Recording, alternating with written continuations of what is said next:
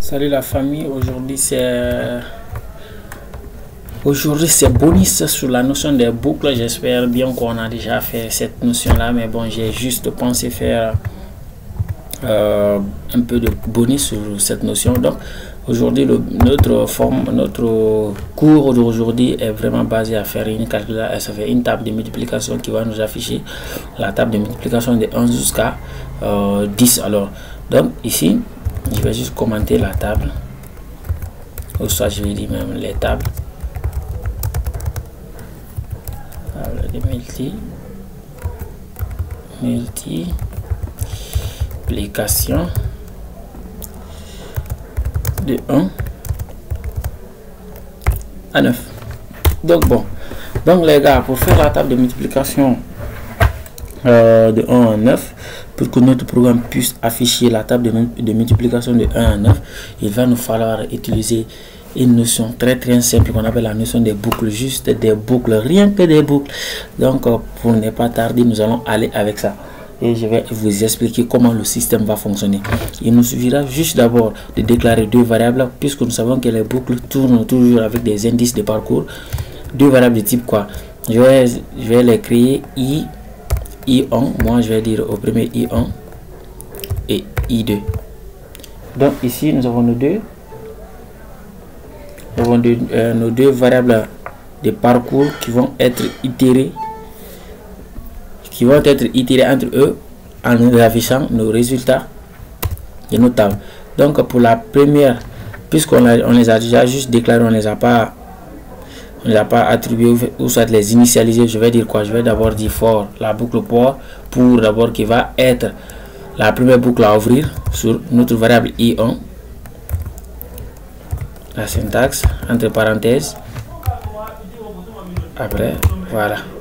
Donc ici nous allons mettre initialisation de notre variable I, je vais dire I égale à 0. I égale à 0. Maintenant, puisqu'on a dit de 1 jusqu'à 9, alors I serait comment? Inférieur ou égal, inférieur égal à 9. Après on incrémente I plus. Ici il nous dit I1, d'ailleurs c'est pas I1, voilà, I1. Voilà, ça c'est la première boucle d'abord qui tourne.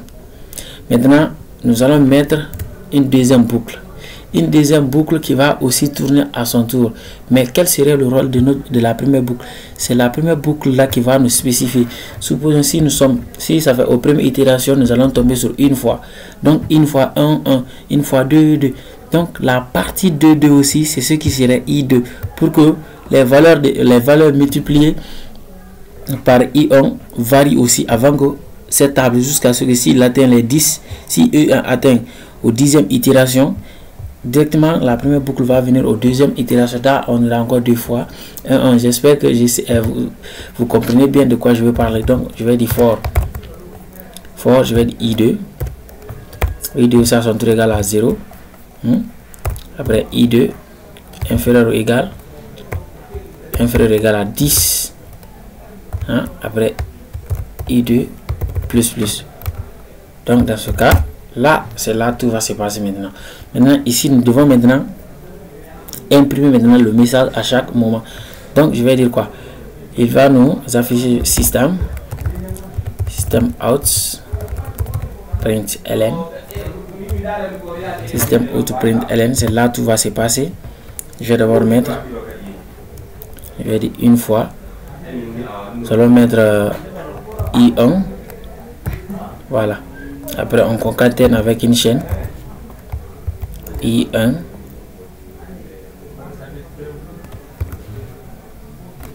je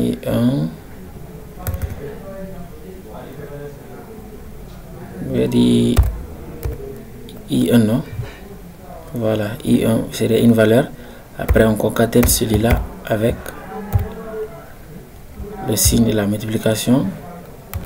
Après on concatène avec I2.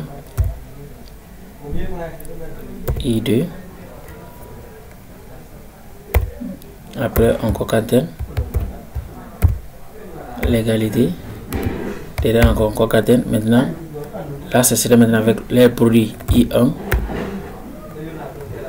fois I2. Et après chaque itération de cette première boucle qu'il nous met, système out. J'ai oublié le S sur système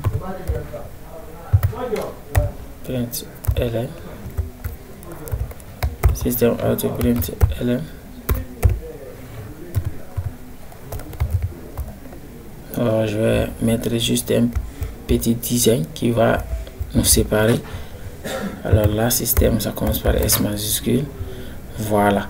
Maintenant, vous avez ces deux blocs. Ça suffit largement pour faire la table de multiplication de 11 jusqu'à 9. Donc, nous allons compiler et vous allez voir ce que ça va donner. Bon, ça nous a donné exactement les résultats. Mais on dirait qu'il y a un peu de bec quelque part où j'ai dit pour I, itération de I inférieur à 9, I plus plus, I2. I2 plus, donc système out print I1 plus le signe de la multiplication fois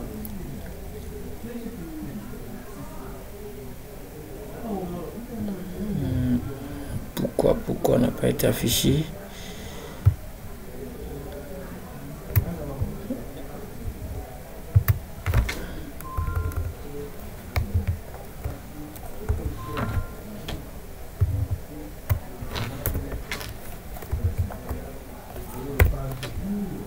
Après concaténation, j'ai dit I1 fois I2. On va recompiler, voir.